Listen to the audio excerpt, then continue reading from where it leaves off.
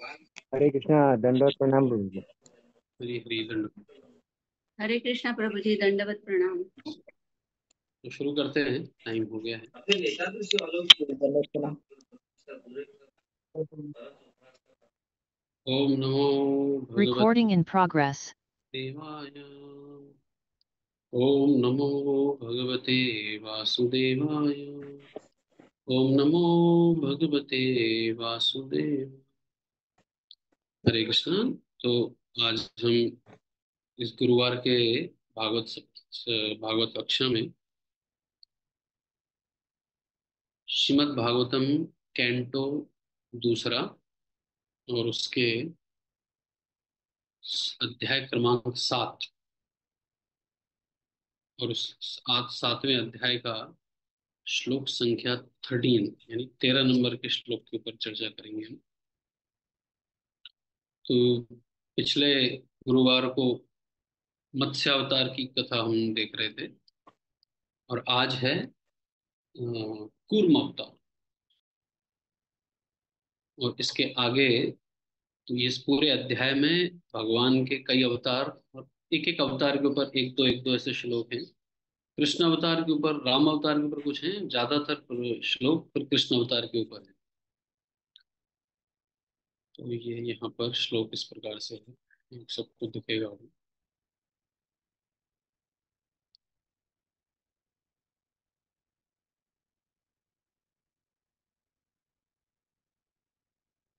Class याद दिलाऊंगा था class.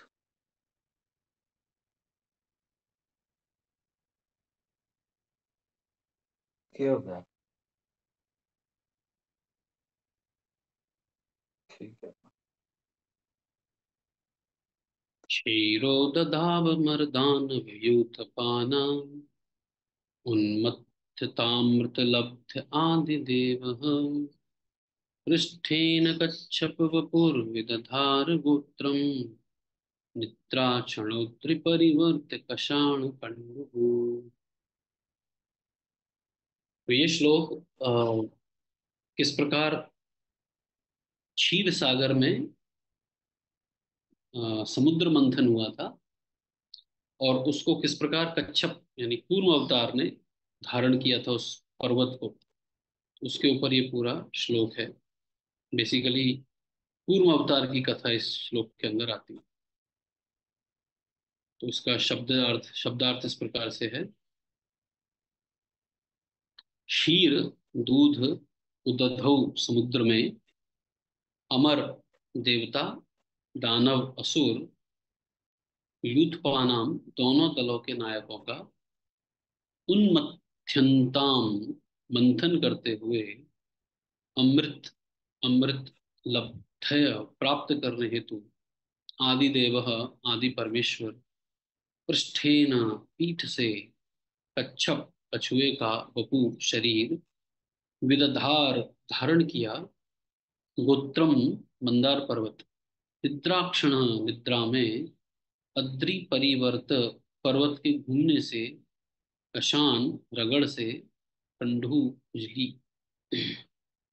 अनुवाद एवं तात्पर्य कृष्ण कृपा मूर्ति अभय चरणारविंद भक्तिवेदांत स्वामी श्री प्रभुपाद जी के द्वारा। तब आदि भगवान मथानी की तरह उपयोग में लाए जा रहे मंदराचल पर्वत के लिए धुरी आश्रय स्थल के रूप में कच्छप रूप में अवतरित हुए। देवता तथा असुर अमृत निकालने के उद्देश्य से मंदराचल मंदराचल को मथानी बनाकर क्षीर सागर का मंथन कर रहे थे। यह पर्वत आगे पीछे घूम रहा था जिससे भगवान कच्छप की पीठ पर रगड़ पड़ रही थी। तब वे अधजगी निद्रा में थे और खुजलाहट का अनुभव कर रहे थे। उनकी पीठ रगड़ी जाने लगी। तो इसका तात्पर्य काफी बड़ा है और इसमें काफी सारी चीजें हैं। तो हम पार्ट्स में उस तात्पर्य को पढ़ेंगे। पहले हम थोड़ा श्लोक के ऊपर चर्चा करेंगे, फिर तात्पर्य के ऊपर जाएंगे। ओम अज्ञानतिमिरन्धस्य ज्ञानाञ्जनशलाकया चक्षुरुन्मिलितं येन तस्मै श्रीगुरवे नमः। श्रीचैतन्यमनोभीष्टं स्थापितं येन भूतले स्वयं रूप कदा मह्यं ददाति स्वपदान्तिकं।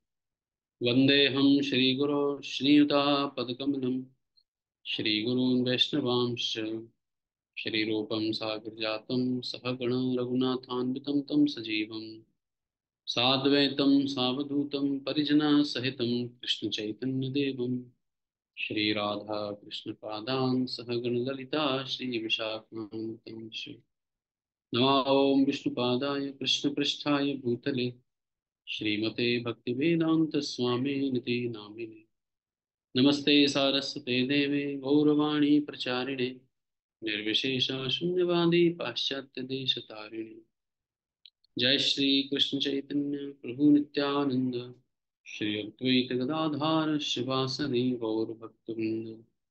हरे कृष्णा कृष्णा कृष्णा हरे हरे, हरे राम राम राम हरे कृष्ण। तो पूर्व अवतार की कथा यहाँ पर इस श्लोक के अंदर आती है।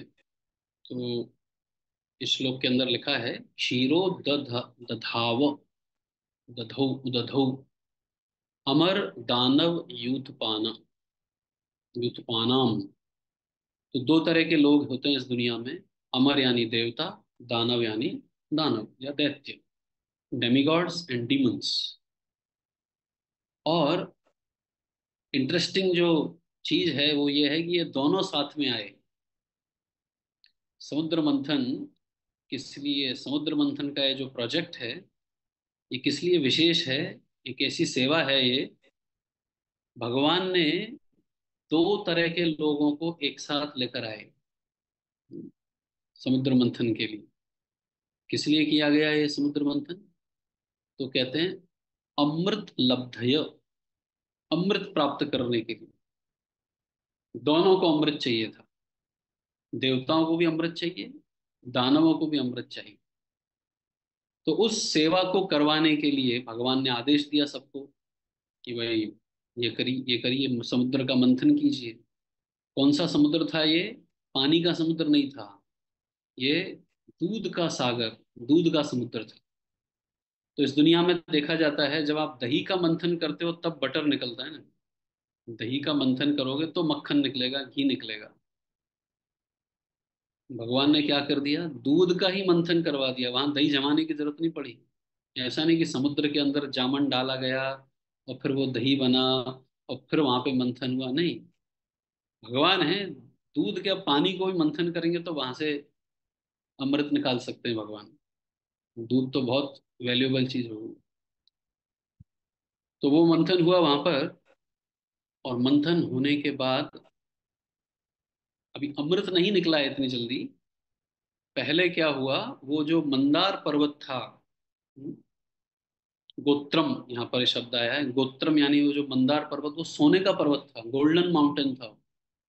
उस सोने का पर्वत जैसे ही उस क्षीर सागर में डाला गया, दूध के समुद्र में, जब सोने का पर्वत, आप देखिए सोना महंगा क्यों होता है, ये वजनदार चीज है, ये वैल्यूबल है, और पत्थर से ज्यादा हैवी, पत्थर से ज्यादा भारी होता है। एक पत्थर को आप समुद्र में डालेंगे तो क्या होगा, डूब जाएगा। और अगर सोने को अगर डालेंगे समुद्र में तो वो तो और जल्दी डूबेगा। तो जैसे ही इन देवताओं और दानवों ने, पहले तो बड़ी मुश्किल से ये पर्वत आया, ऐसा नहीं कि बड़ी आसानी से ये पर्वत आ गया था वहां पे। अगर आपको कथा, ये जो पूरी कथा है ये 8वें स्कंद में मिलती है, समुद्र मंथन की कथा। तो वो- उसके ऊपर हम बाद में चर्चा करेंगे पूरी कथा के ऊपर, बट अभी जस्ट ये श्लोक को समझ लेते हैं। तो पर्वत डूबने लगा समुद्र के अंदर। तब क्या हुआ, सब लोग जोर जोर से चिल्लाने लगे, "हे भगवान बचाओ, जिस काम के लिए आपने भेजा वो हो ही नहीं रहा है।" तो पृष्ठेन कच्छप वपुर विदधार, वो आदि देव भगवान, जो भगवान थे, उन्होंने क्या किया, अपनी पीठ पर, अपने पृष्ठ पे, कछुए की पीठ बड़ी कड़क होती है, उस पीठ के ऊपर भगवान ने उस पत्थर, उस पर्वत को, सोने के पर्वत को धारण कर लिया, विदधार, विशेष रूप से धारण किया। कहने का अर्थ यह है वो पर्वत को इस प्रकार धारण किया कि पहली बात तो वो कछुआ था वो कुचला नहीं गया। किसी के ऊपर अगर पर्वत रखोगे उसकी तो जान ऐसी निकल जाएगी। तो यहाँ पे ये जो भगवान है, कछुआ रूप में भगवान है, इनके ऊपर पहाड़ आ गया। ऐसा नहीं हुआ कि वो पहाड़ की वजन से वो कछुआ चकनाचूर हो गया। तो ये पहला मीनिंग हुआ विदधार का। और जब उस पर्वत को रखा गया उस कच्छप के ऊपर, तो पर्वत को स्टेबिलिटी, एक स्थिरता प्राप्त हुई उस पर्वत को। और स्थिरता प्राप्त हुई उसी की वजह से क्या हो गया वहां पे, मंथन कार्य शुरू हो पाया। अब क्या हुआ, अब भगवान कछुए के ऊपर अगर हम फोकस करें इस पूरे समुद्र मंथन में, एक तरफ दानव हैं, एक तरफ देवता हैं, बीच में पर्वत है, और उसको मथने के लिए एक विशेष नाग का आह्वान किया गया, वो वासुकी नाग। इधर हम गए थे प्रयागराज में, तो वहां एक नाग वासुकी मंदिर है।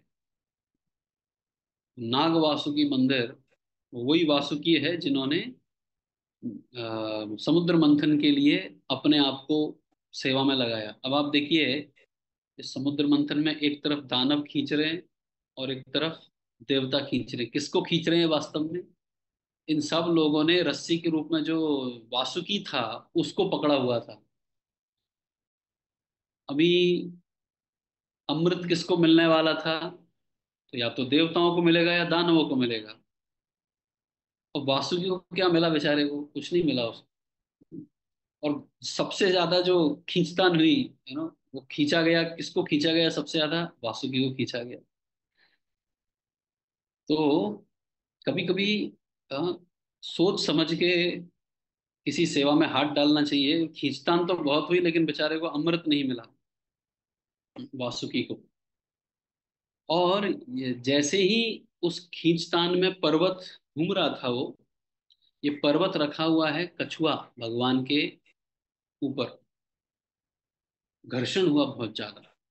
और वो पर्वत गिरा नहीं, उस घर्षण से ऐसा लगा मानो भगवान के पीठ पे बहुत बड़ी खुजली चल रही है, और उस खुजली के शांत होने से भगवान को निद्रा आ गई। निद्रा क्षणों अद्रि परिवर्त कषाण कंडू, कंडू यानी खुजली, कषाण यानी उस रगड़ से, पर्वत की रगड़ने से कछुआ भगवान के ऊपर जो खुजली चल रही थी उसका निवारण हुआ। और उस क्षण भगवान को थोड़ी सी निद्रा आ गई। तो ये है श्लोक का अर्थ। अब देखिए, ये अलग अलग लीलाएं भगवान करते हैं, और इन लीलाओं के माध्यम से भगवान का एक बहुत बड़ा विशेष महानता प्रकट होती है। ज्यादातर इस दुनिया में भी लोगों, हम सबके पीठ में खुजली चलती है। आप सबको पता होगा, कभी कभी घर में बूढ़े बड़े लोग होते हैं, वो किसी बच्चे को बुलाते हैं कि बेटा इधर आ और मेरी पीठ खुजाल। दादाजी, ग्रैंडफादर, उनके पीठ हम खुजालते। पीठ खुजालने के लिए किसी ने आज तक पत्थर का उपयोग किया है क्या? और पत्थर छोड़िए, किसी ने पहाड़ का उपयोग किया है क्या? बोले दादाजी को पहाड़ के नीचे ही दबा दिया मैंने, वो पीठ खुजालना नहीं हुआ, वो कुछ और ही हो गया वहां पे। तो खुजली भी जब भगवान को चलती है, तो इतनी महान खुजली होती है कि उसके लिए पर्वत चाहिए। और देवी और देवता और सॉरी देवी देवता और दानव, वो दोनों मिलकर उस पर्वत को खींचते हैं। तो अपनी खुजली को मिटाने के लिए भगवान ने ये लीला रच दी पूरी समुद्र मंथन में। तो ये है कच्छप भगवान, ये है कूर्म अवतार। शिल प्रभुपाद इस श्लोक के तात्पर्य में, अभी अभी हम थोड़ा तात्पर्य के ऊपर जाते हैं। बहुत सुंदर तात्पर्य यहाँ पर शिल प्रभुपाद जी ने लिखा है। प्रभुपाद जी इस क्षीर सागर के ऊपर कमेंट्री लिखते हैं पहले अपना। प्रभुपाद लिखते हैं, यद्यपि हमें अनुभव नहीं है, किंतु इस ब्रह्मांड में क्षीर सागर विद्यमान है। कलयुग के जो डाउट करने वाले लोग हैं, कलयुग में जो संदेह वाले लोग हैं, उनको अगर बोला जाए कि भाई एक ऐसा समुद्र है जिसमें दूध ही दूध है, तो लोग बोलेंगे अरे यहाँ पर 60 रुपए किलो, 70 रुपए किलो में दूध नहीं मिलता है, और तुम बोल रहे हो दूध का समुद्र है। तो हम अपनी बुद्धि से लगाने लग जाएंगे। इसलिए प्रभुपाद लिखते हैं अनुभव नहीं है हमें, हमें तो अनुभव है दूध की थैली का, कि एक थैली में आधा किलो 1 किलो दूध आ गया, बहुत हो गया। और जिनके घर में गाय भैंस होंगी उनको एक बकेट, एक बाल्टी दूध का अनुभव होगा। लेकिन यहाँ पर बोला गया है क्या? दूध का एक समुद्र है। यहाँ तक कि आज के विज्ञानी भी स्वीकार करते हैं कि हमारे सिर के ऊपर सैकड़ों लाखों लोग मंडरा रहे हैं। लोगों को लगता है गैलेक्सीज हैं ऊपर, अलग अलग प्लैनेट्स हैं, और हर एक लोक की जलवायु भी भिन्न है। हर एक प्लैनेट में क्या है, वहाँ का जो एयर है, एटमॉस्फेयर अलग अलग है। ये तो हो गया हमारा अनुभव का चीज। लेकिन भागवतम ऐसी अनेक सूचनाएं देता है जो हमारे अनुभव से, वर्तमान अनुभव से मेल नहीं खाती। राइट। तो अगर हम अनुभव यानी प्रत्यक्ष प्रमाण की अगर बात करेंगे, तो प्रत्यक्ष प्रमाण में आपको क्या मिलेगा? प्रत्यक्ष प्रमाण में हमें ये दूध का समुद्र तो नहीं मिलेगा। तो वर्तमान अनुभव से मेल नहीं खाता। साइंस कुछ बोलता है, और मतलब साइंस बोलेगा अनुभव के आधार पे, और भागवतम में कुछ और ही मिलेगा।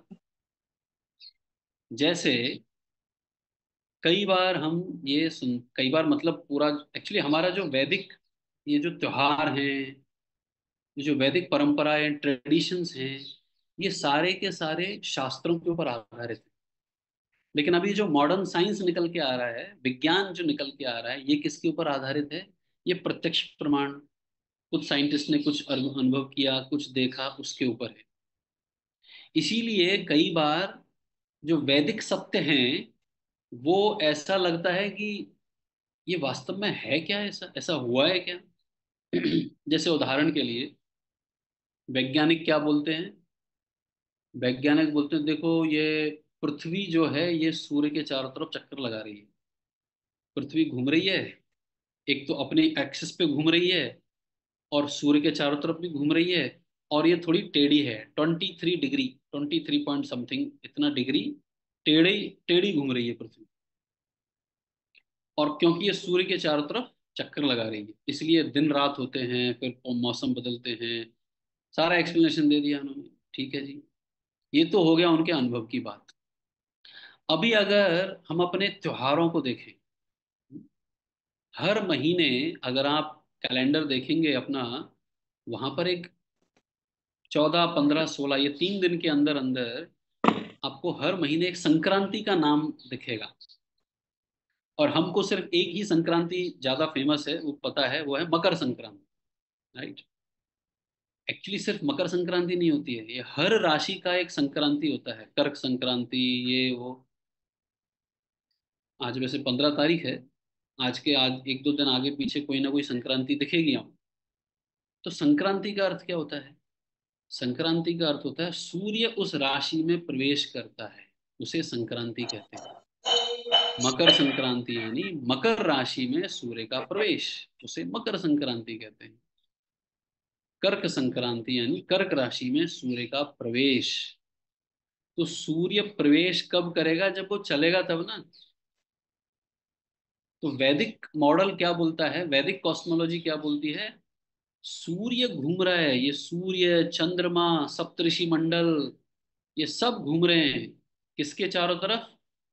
दो चीजों के चारों तरफ। एक है ध्रुव तारा, वो कभी घूमता नहीं है, वो स्थिर है। और दूसरा ये भूमंडल, जिसके ऊपर पृथ्वी विद्यमान है, ये कभी नहीं घूमते हैं, ये स्थिर हैं।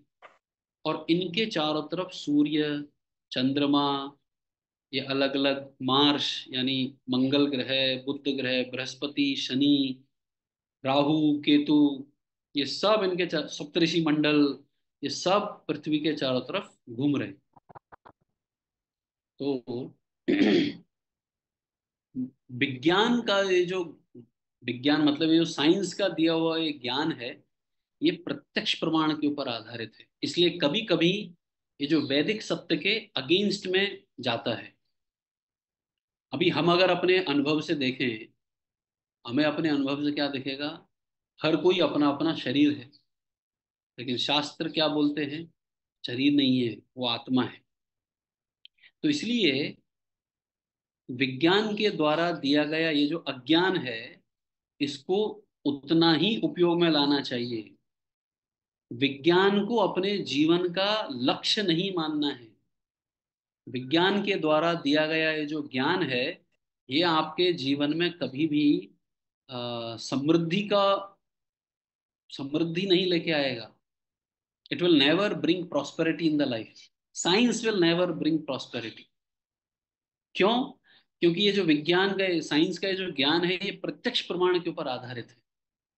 आप अपने जीवन में अनुभव कीजिए, ये जितने भी इन्वेंशन किए हैं विज्ञान ने, इनसे ज्यादा समृद्धि, प्रॉस्पेरिटी आई है, शांति आई है जीवन में, या जीवन और ज्यादा अशांत हो गया है, जीवन और ज्यादा बिगड़ गया है? जैसे सबसे सिंपल चीज हम बात करते हैं, विज्ञान ने हमको क्या दिया? Electricity, light. तो कोई कहेगा अरे क्या बढ़िया इन्वेंशन किया है, इलेक्ट्रिसिटी आ गई। अच्छी बात है जी, इलेक्ट्रिसिटी आई है। इलेक्ट्रिसिटी का उपयोग कब करते हैं हम? रात्रि में, जब सूर्य छिप जाता है, अंधेरा हो जाता है, तब इलेक्ट्रिसिटी इलेक्ट्रिसिटी लगाते हैं। इससे वास्तव में भला हुआ है कि हम मनुष्य का? तो भगवान। आप देखिए जानवरों को, जानवर जैसे ही सूर्य छिप गया, सोने की तैयारी में लग जाते। ज्यादा से ज्यादा 1-2 घंटा जागेंगे वो, सूर्य छिपने के बाद 7 बजे 8 बजे तक सब सो जाते हैं। सिर्फ ये मनुष्य ही एक ऐसा उल्लू है जो रात भर जागता रहता है ना। और पहले के जमाने में लोग ठीक है 9-10 बजे तक जागते थे। आजकल तो ये, अभी इलेक्ट्रिसिटी तो एक बात हो गई, आजकल मोबाइल के अंदर बैटरी आ गई है जो रात भर बैटरी चलती है। तो I know there are students, ऐसे ऐसे विद्यार्थी हैं, नींद आ रही है, थके हुए हैं, पता है कल एग्जाम है, सारे कारण हैं, लेकिन मोबाइल को पकड़ के रात भर वीडियो गेम, रात भर मूवी, रात भर वेब सीरीज, और सुबह सर पकड़ के अपना, और कॉलेज में जाते और कहते हैं रात में नींद नहीं सो पाए। ऐसे मूर्खों को अगर बोला जाए देखो इलेक्ट्रिसिटी ने तुम्हारा जीवन बर्बाद कर दिया है, तो बोलेंगे नहीं नहीं, इलेक्ट्रिसिटी ने तो हमारा जीवन संवार दिया है। हम सो नहीं सकते हैं, ऐसा जीवन संवार दिया है कि हम 24 घंटे काम कर सकते हैं अभी। तो ये वास्तव में मूर्खता है। भौतिक जीवन को भी अगर एक सुखपूर्वक बिताना हो, तो उसके लिए आहार, निद्रा, भय, मैथुन, इनका समय निश्चित होता है, विशेषकर आहार और निद्रा का। चलो प्रभुपाद लिखते हैं फर्स्ट कैंटो में, ये कलयुग के अंदर उम्र जो कम होती है लोगों की आयु, वो लोगों की आयु इसलिए कम नहीं होती कि कुछ बीमारियां हैं, कुछ एक्सीडेंट हो गए। नहीं, लोगों की आयु कम होती है क्योंकि दो आदतें खराब हैं, खाने की आदत और सोने की आदत। Irregular habits of eating and sleeping. ये खाने और सोने की आदतें अगर गड़बड़ा गई, तो धीरे धीरे आयु कम हो जाती है। इसलिए आध्यात्मिक जीवन कब शुरू होता है? भगवान बोलते हैं भगवत गीता में, युक्त आहार विहारस्य, युक्त चेष्टस्य कर्मसु, युक्त स्वप्नावबोधस्य योगो भवति दुःखः। अगर आपने योग यानी बैलेंस प्राप्त किया है, कहाँ बैलेंस किया है? दो चीजों में, 2 या 3 चीजों में। इस श्लोक में लिखा है युक्त आहार। पहले अपने खाने की चीजों को रेगुलेट कीजिए, कब खाना है, कितना खाना है, क्या खाना है, ये रेगुलेट कीजिए। और दूसरा निद्रा, कब सोना है और कब उठना है, ये अगर रेगुलेट किया आपने। सोचिए भगवत गीता, भगवत गीता के अंदर दिया गया ये श्लोक है। कभी कभी लोगों को लगता है what A impractical book, Bhagavad Gita कोई उपयोग में लाने वाली चीज है क्या? भगवत गीता बोलती है आपके जीवन में ये जो भौतिक दुख हैं, बीमारियों का दुख, हाँ, भौतिक जीवन में ये जो दुख है, लोगों को चिंताएं जिसकी वजह से नींद नहीं आ रही, ये सारे दुखों को मिटाने के लिए क्या कीजिए? अपने सोने का समय और अपने खाने का समय, इसको रेगुलेट कीजिए। आप आयुर्वेदिक डॉक्टर के पास जाइए, वो आपकी नाड़ी नब्ज चेक करेगा और बोलेगा अरे सो नहीं रहे हो क्या टाइम पे, खा नहीं रहे हो क्या टाइम पे, इसकी वजह से एसिडिटी आ गई है, अल्सर आ गए हैं, प्रॉब्लम आ गई है। तो ये सब किसकी वजह से आया है? इरेगुलर स्लीपिंग, विशेषकर हम यहाँ पे चर्चा कर रहे हैं। सोने के टाइम इरेगुलर हो गया है, अनियमित समय क्यों हो गया है? इलेक्ट्रिसिटी का आविष्कार हुआ है। तो कोई भी इन्वेंशन ले लीजिए आप, विज्ञान का किसी भी आविष्कार को ले लीजिए, ये आपको छोटा सा कुछ उपहार देगा। विज्ञान का आविष्कार बोलेगा देखो ये छोटा सा फायदा होगा, लेकिन इसके बदले में वो आपकी जान निकाल लेगा। इट्स लाइक ए म्यूजियम, एक ऐसा म्यूजियम है ये साइंस। म्यूजियम के अंदर क्या रखा होता है? अलग अलग एंटिक पीस, पेंटिंग, ऐसा एग्जीबिशन है मान लीजिए पेंटिंग का। और वहां दरवाजे पे चौकीदार बैठा है। चौकीदार बोलता है यस सर, आप अंदर जा सकते हैं पेंटिंग देखने के लिए, बस आपको एक फीस पे करनी पड़ेगी। फीस क्या है? आपकी दोनों आंखें बाहर निकाल के रख जाइए। वो दोनों आंखें निकाल लेंगे और बोलेंगे अब जाइए अंदर, अब देखिए आपको जो पेंटिंग देखनी है देख लीजिए। तो विज्ञान के द्वारा दिए गए ये सभी इन्वेंशन इसी प्रकार से हैं। आपको थोड़ा सा सुख मिलेगा, लेकिन उसके बदले में आपको लोगों को अपनी जान देनी पड़ती है, जान गंवानी पड़ती है। तो क्या फायदा है ऐसे विज्ञान का? और आप देखिए, पिछले 100 साल पहले के लोगों का जीवन देखिए और आज का मॉडर्न जीवन देखिए। मॉडर्न यानी शहर में रहना, ये सब, इलेक्ट्रिसिटी, इंटरनेट, मोबाइल। कौन ज्यादा सुखी दिखता है आपको? सुख का मतलब है स्वास्थ्य, यानी हेल्दी होना चाहिए, बीमारियां नहीं होनी चाहिए शरीर में। दूसरा, मन शांत होना चाहिए। और तीसरा, संबंध मधुर होने चाहिए। इसको सुखी जीवन कहते हैं। Fulfilling relationship, healthy body and peaceful mind. भौतिक स्तर पे हम बात कर रहे हैं। ये किसके पास था? ये क्या आजकल के जमाने में हुए है लोगों के पास? पैदा होते ही उसको वैक्सीन चढ़ानी पड़ती है। मतलब पैदा हुआ नहीं बेचारे को, बच्चे को वैक्सीन, पॉइजन से जीवन शुरू हो गया। दूसरा, पीसफुल माइंड, वो तो भूल ही जाइए। व्यक्ति बैठा हुआ है कंपनी में जिसमें सेंट्रल एसी लगा हुआ है, सब तरफ ठंडक है, लेकिन बॉस ने ऐसा टास्क दे दिया, दिमाग गर्म हो रहा है, दिमाग घूम रहा है उसका। तो सब ठंडा है, सब कंफर्टेबल है, लेकिन ये मिजरेबल है, comfortably miserable in the software company. तो ये मन अशांत है। और तीसरा, क्या मधुर संबंध है लोगों में? नहीं, कोई मधुर संबंध नहीं है। रिश्ते, रिलेटिव्स, इसलिए विश्वनाथ ठाकुर लिखते हैं रिलेटिव मतलब you don't need fire when you have relatives. आपको अग्नि की जरूरत नहीं है जब आपके पास रिश्तेदार हैं, मतलब वो बराबर से जला देंगे आपको। तो भौतिक रूप से भी लोग सुखी नहीं हैं। क्यों नहीं है? क्योंकि हम इस विज्ञान की प्रगति को अपने दिमाग में इतना धारण कर लिए हैं, ये वैज्ञानिक इन्वेंशन ही मेरे जीवन को सफल सुखी बना सकता है। लेकिन इसके ये विज्ञान के ऊपर हमें अपना भरोसा कम करना चाहिए। तो प्रोपाद यहाँ पर लिख रहे हैं तात्पर्य में कि आधुनिक विज्ञान का ये जो अनुभव है, वर्तमान अनुभव, ये भागवतम में जो सूचनाएं दी जाती हैं उससे मेल नहीं खाता है। क्यों नहीं खाता है? क्योंकि ये वर्तमान जो विज्ञान का अनुभव है या हमारा अनुभव है विज्ञान के द्वारा, ये लिमिटेड है। इसलिए विज्ञान को अपने जीवन का लक्ष्य नहीं मानना चाहिए। आगे लिखते हैं प्रोपाल, किंतु जहां तक भारतीय मुनियों का प्रश्न है, यानी हमारे वैदिक समय का जो प्रश्न है, वे बिना हिचक के स्वीकार करते हैं कि हम प्रमाणिक ग्रंथ, शास्त्र चक्षुर्वत का अवलोकन करें, क्योंकि ज्ञान वैदिक ग्रंथों से ही प्राप्त होता है। किसी को ज्ञान चाहिए तो कहाँ से मिलेगा ये ज्ञान? वैदिक ग्रंथों से ही मिलेगा ज्ञान। तो साइंस से क्या मिलेगा फिर? नाम लिखा है इसका विज्ञान, इसलिए इसलिए मैं इसको विज्ञान नहीं कह रहा हूँ, साइंस बोल रहा हूँ। ये जो मॉडर्न साइंस है, इससे क्या प्राप्त होगा? अज्ञान प्राप्त होगा, इग्नोरेंस। अतः हम श्रीमद् भागवत में वर्णित क्षीर सागर की उपस्थिति को तब तक नहीं नकार सकते जब तक हम अंतरिक्ष में मंडराने वाले समस्त लोकों का प्रायोगिक परीक्षण ना कर लें।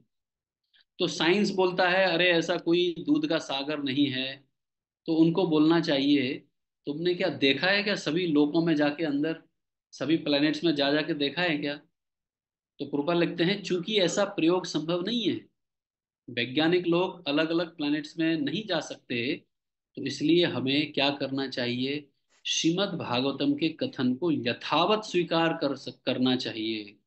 क्योंकि श्रीधर स्वामी, जीव गोस्वामी, विश्वनाथ चक्रवर्ती ठाकुर और अन्य आध्यात्मिक अग्रगण्य जनों ने भागवतम को स्वीकार किया है। वैदिक विधि यही है, यानी शब्द प्रमाण यही है कि परम अधिकारियों के पद चिन्हों का अनुसरण किया जाए। जो हमारी कल्पना से परे है उसे जानने की यही एकमात्र विधि है।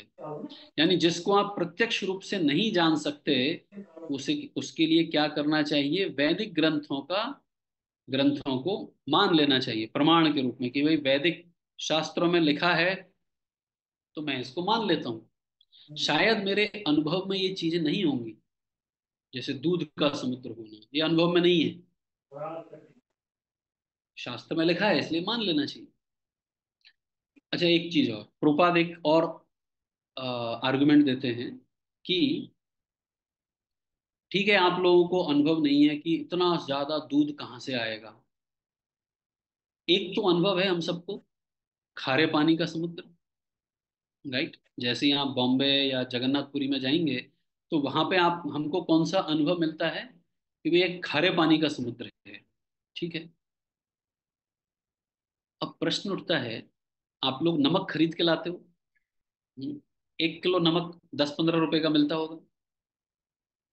खारे पानी के समुद्र में कितना नमक होगा।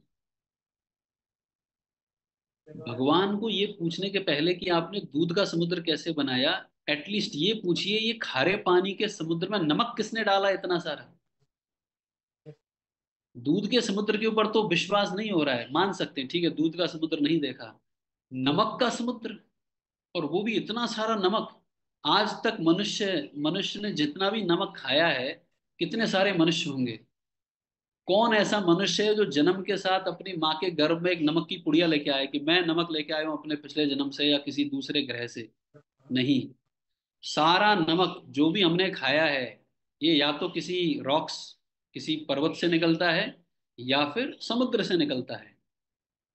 तो प्रश्न आना चाहिए ये नमक कौन लेके आया, ये सारा नमक कहाँ से आया, इसका तो हमें अनुभव है, ये नमक कौन डाला।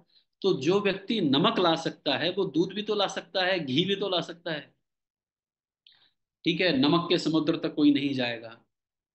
हम सब लोग अपने अपने घरों में श्वास लेते हैं, और अभी तो विज्ञान ने भी प्रूव कर दिया है श्वास लेने के लिए क्या जरूरत है, किस चीज की जरूरत है, ऑक्सीजन की। अभी ये तो सिर्फ मनुष्य नहीं यूज कर रहे हैं ना ऑक्सीजन, ऑक्सीजन का उपयोग तो सब कर रहे हैं, सारे जीव जंतु कर रहे हैं, और पेड़ों को तो हम बराबर हर काटते जा रहे हैं। फ्री ऑक्सीजन कहाँ से आ रहा है। तो ऐसे बहुत सारे प्रश्न हैं जिनका कोई लॉजिकल उत्तर साइंस के पास नहीं है। शास्त्रों में उसका उत्तर है। शास्त्र कहते हैं भगवान ने जीवों को जीने के लिए ये पूरी प्रकृति सृष्टि का निर्माण किया है, और उसमें जो जरूरत है, जिस भी चीज की जरूरत है वो सब प्रदान किया है भगवान ने। तो जिस प्रकार क्षीर सागर, यहाँ पर प्रभुपाद लिख रहे हैं क्षीर सागर के लिए हमें विश्वास नहीं होता है, तो कैसे विश्वास करें, जो चीजें हमारे सामने हैं उससे कनेक्ट कर सकते हैं। जैसे नमक का समुद्र है तो दूध का भी समुद्र हो सकता है। और दूसरा सबसे महत्वपूर्ण चीज प्रभुपाद यहाँ पे लिखते हैं, भागवतम में लिखा है इसलिए भरोसा करना चाहिए। तो कई बार हमें प्रश्न उठता है मैं आत्मा हूं कि शरीर हूं, कैसे मानूं, मैं शरीर नहीं हूं, मैं आत्मा हूं, कैसे मानूं। आत्मा दिखती तो है नहीं, आत्मा को हम देख नहीं सकते, महसूस नहीं कर सकते, तो कैसे मानना है। क्योंकि भगवत गीता में लिखा है इसलिए मानना है। कोई कहेगा आध्यात्मिक जगत है कि नहीं, डज स्पिरिचुअल वर्ल्ड एग्जिस्ट? आप लोग भगवत धाम जाने की बात करते हो, भगवत धाम है, भगवान रहते हैं, क्या वास्तव में भगवत धाम है? कैसे जाने? बोले भगवत गीता में लिखा है, न तद भास्यते सूर्यो न शशांको न पावकः यद् गत्वा न निवर्तन्ते तत् धाम परमम मम। भगवान कहते हैं वो मेरा धाम है जहां पर सूर्य की जरूरत नहीं, चंद्रमा की जरूरत नहीं, एक बार जो गया वापस नहीं आ सकता वहां से। तो कैसे माने आध्यात्मिक जगत है? आध्यात्मिक जगत का जो अनुभव है हमारे पास नहीं होगा, लेकिन क्योंकि भगवान ने भगवत गीता में कहा है इसलिए आध्यात्मिक जगत है। भगवान ने भगवत गीता में कहा है इसलिए आत्मा है, हम आत्मा हैं। और वही भगवान भगवत गीता में कहते हैं अगर अपना जीवन सफल बनाना है तो नाम जप कीजिए। नाम संकीर्तनम यस्य सर्व पाप प्रणाशनम प्रणामो ही दुख शमनम तम नमामि हरिम परम। ये भागवतम का अंतिम श्लोक है। अगर अपने जीवन को शुद्ध बनाना है, भगवतमय बनाना है, तो क्या करिए? भगवान के नाम का जप कीजिए। तो शास्त्रों में लिखा हुआ है इसलिए हमें मानना है कि दूध का समुद्र है। अब इसके ऊपर प्रश्न नहीं पूछने चाहिए, अच्छा कितनी गायों ने मिलके वो दूध दिया होगा कि दूध का समुद्र आ गया, वो दूध के समुद्र में क्या कभी दूध फट गया? तो ये सारे उटपटांग प्रश्न नहीं। जब भगवान ने अगर दूध का समुद्र बनाया है तो उस दूध को बनाने के लिए, अच्छा रखने के लिए भगवान ने प्रयास किए होंगे। क्या करना है क्या नहीं करना है, भगवान हमसे ज्यादा बुद्धिमान है। आगे प्रभुपाद लिखते हैं, आदि भगवान सर्वशक्तिमान होने के कारण चाहे जो भी कर सकते हैं। यही तो भगवान की शक्ति का प्रमाण है। भगवान यानी जो हमारे लॉजिक से परे चीजें हैं उनको भी कर सकते हैं। अतः किसी विशेष उद्देश्य से कच्छप या मत्स्य का अवतार ग्रहण करना तनिक भी आश्चर्यजनक नहीं है। हमें भागवतम जैसे प्रमाणिक शास्त्रों के कथनों को स्वीकार करने में कोई संकोच नहीं होना चाहिए। इसलिए देखिए प्रभुपाद बहुत सटल, बहुत ही महत्वपूर्ण बात यहाँ पर लिख रहे हैं।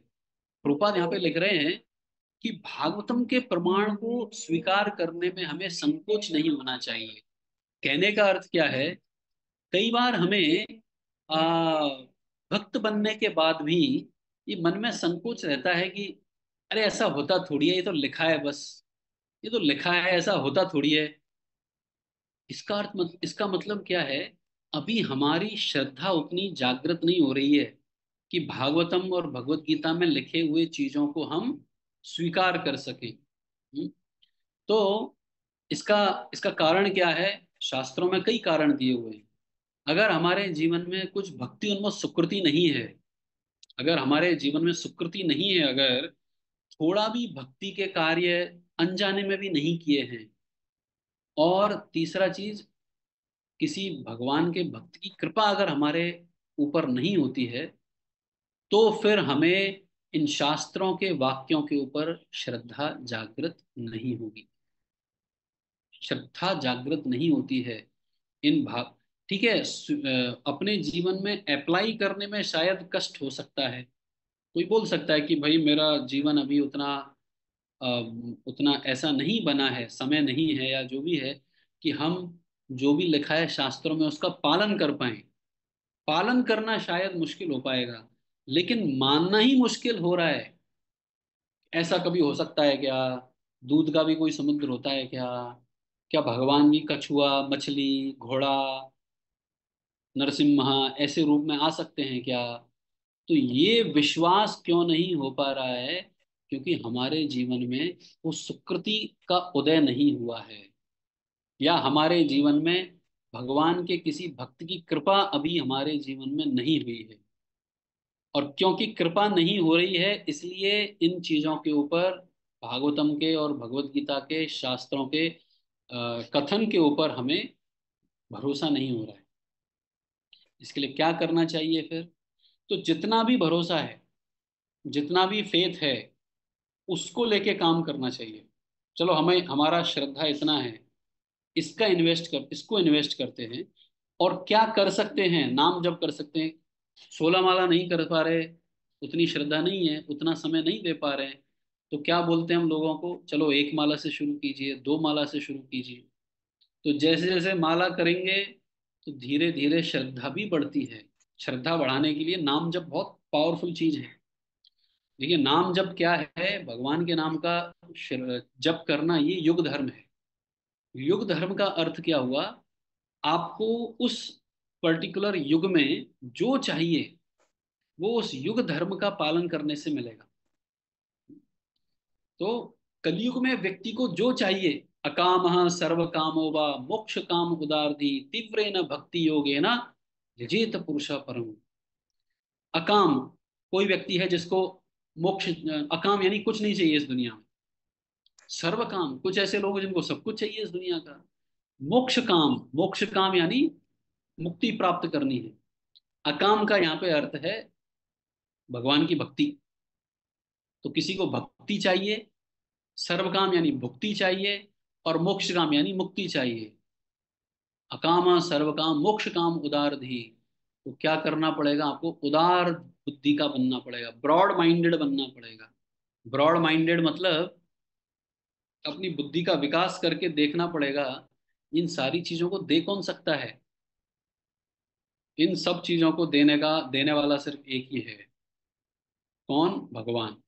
और उन भगवान का अगर तीव्र न भक्ति योगे न, एक इंटेंस भक्ति अगर कोई करे, यजेत पुरुष परम, परम पुरुष की पूजा अगर तीव्र भक्ति से की जाए तो सब कुछ मिल सकता है।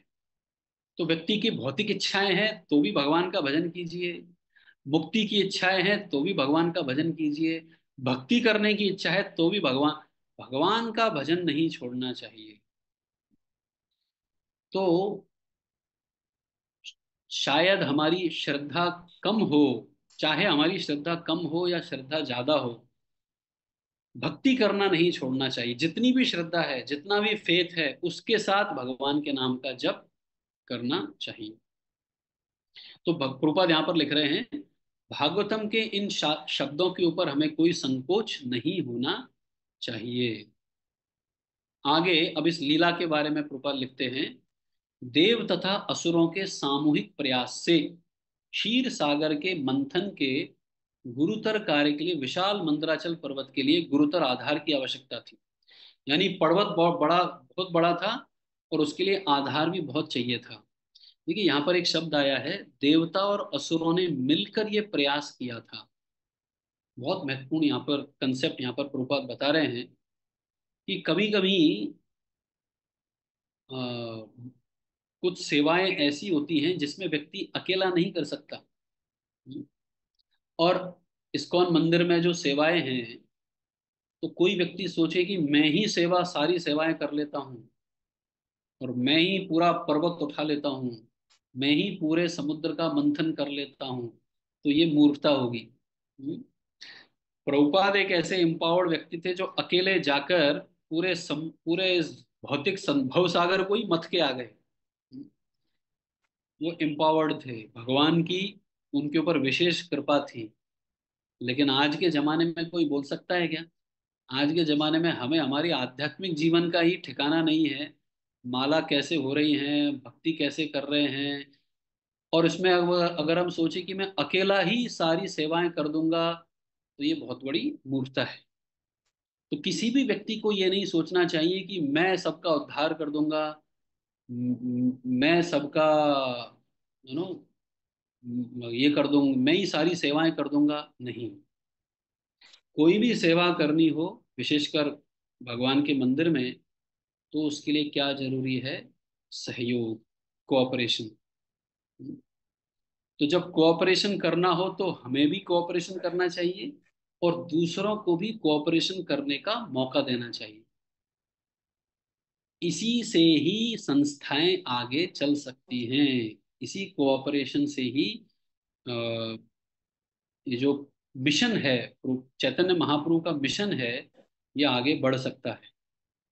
यहाँ पर देखिए, भगवान ने, जब देवता लोग गए भगवान के पास कि भगवान हमें शक्ति चाहिए, अमृत चाहिए, तो भगवान ने क्या बोला, तुम दानवों के पास जाओ, असुरों के पास जाओ और उनसे कोऑपरेशन करने के लिए पूछो।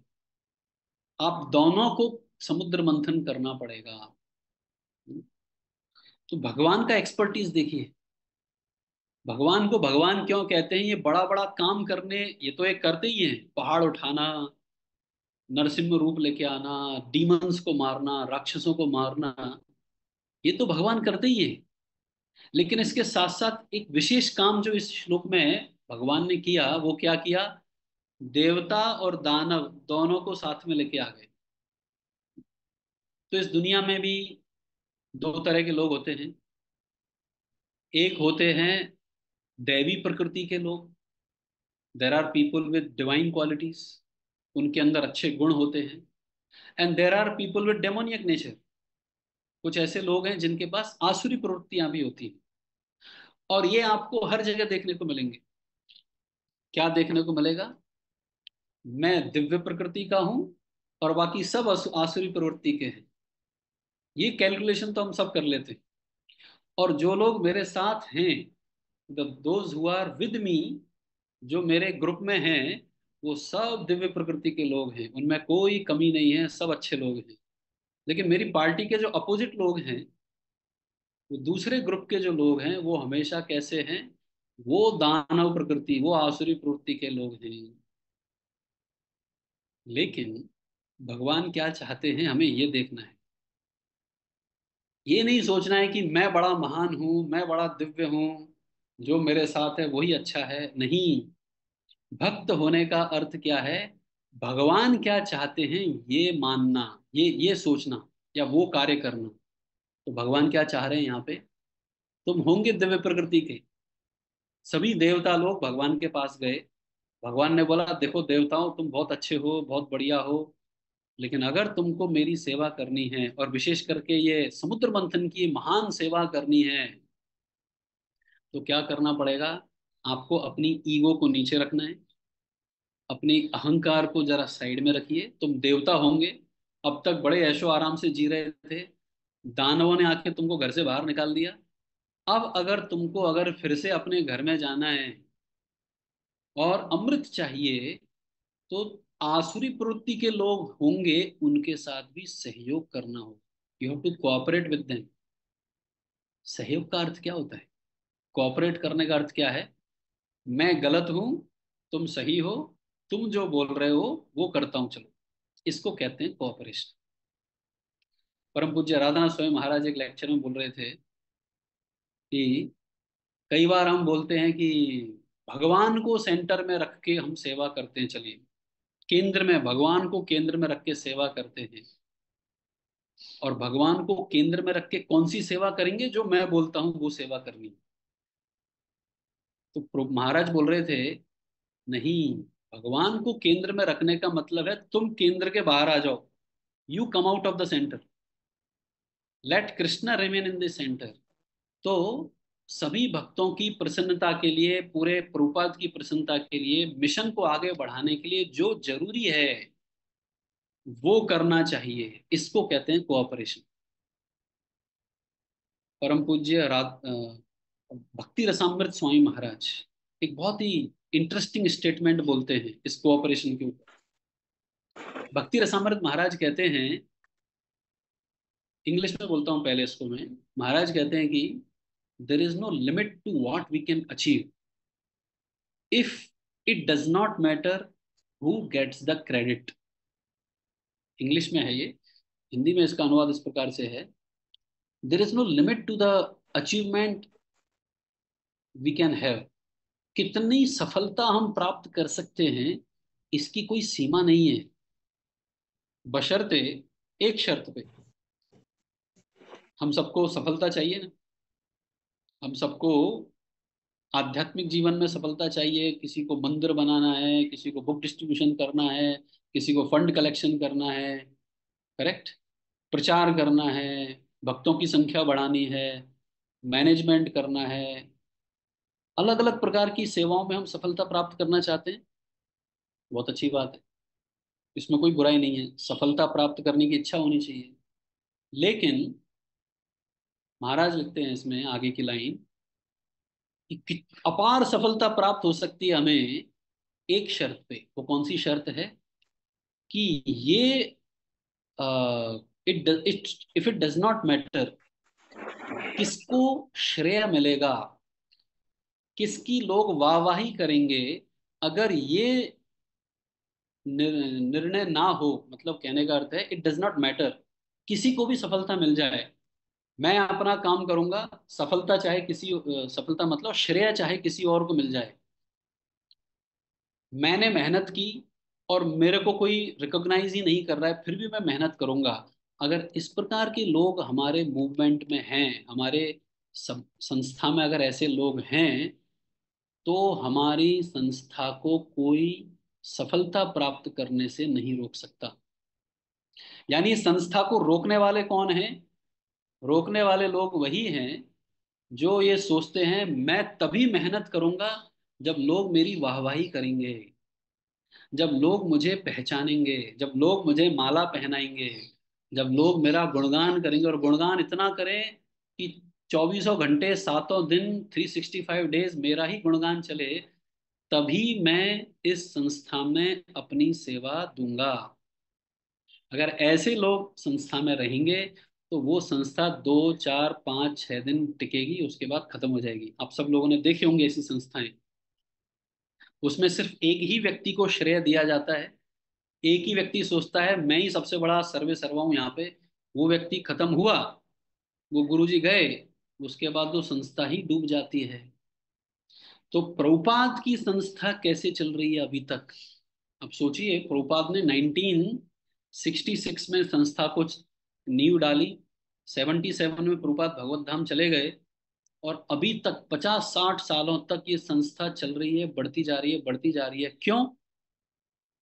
क्योंकि इसमें कुछ ऐसे निस्वार्थी लोग भी हैं जो, इनको फर्क नहीं पड़ता कि मुझे श्रेय मिले या नहीं मिले, लोग मुझे गुणगान करें या नहीं करें, मैं अपनी सेवा देता रहूंगा। ऐसे लोगों की वजह से ही ये संस्था आगे बढ़ रही है। मैं कोऑपरेट करूंगा, सामने वाला व्यक्ति कैसा है उसके ऊपर मेरा कोऑपरेशन निर्भर नहीं करेगा। मैं सामने वाले व्यक्ति अगर असुर जैसे भी हैं, दानव जैसे भी हैं, मेरे को लग सकता है ऐसा, ये सामने वाला व्यक्ति एकदम डीमन के जैसा है, फिर भी मैं अपना सहयोग, अपनी सेवा देता रहूंगा, क्योंकि सेवा करना मेरा धर्म है। और क्योंकि भगवान ने बोला है, प्रभुपाद ने बोला है, if you want to show your love to me then cooperate. सहयोग क्यों कीजिए? क्योंकि प्रभुपाद को मुझे प्रेम करना है। तो विद दिस हायर प्रिंसिपल, इस उच्च सिद्धांत का पालन करने के लिए, प्रभुपाद की प्रसन्नता के लिए मुझे सहयोग करना चाहिए। मुझे अपना सेवा इसलिए बंद नहीं करनी चाहिए कि गुरुजी ये सामने वाले दूसरे लोग हैं तो एकदम बेकार हैं, ये तो कुछ करते ही नहीं हैं, ये तो सिर्फ मौज मस्ती करते हैं, मेहनत में ही करता हूँ, और नाम उनके पास चला जाता है कि इन्होंने किया, तो क्यों मैं मेहनत करूं? अरे यहाँ पर देखिए, देवताओं को भगवान ने क्या बोला? जाकर दानवों के साथ क्या कीजिए? सहयोग कीजिए, कोऑपरेशन कीजिए। देवताओं ने ये नहीं बोला अरे वो तो असुर हैं, राक्षस हैं, उनके साथ क्यों सहयोग करें। नहीं, देवताओं का जो सहयोग था वो अनकंडीशनल था, और भगवान ने क्लियरली बोल दिया था देखो, तुमको जो मिले उसमें संतुष्ट रहना है, और मैं जो दूं उसमें संतुष्ट रहना है, दानवों के पीछे नहीं भागना है।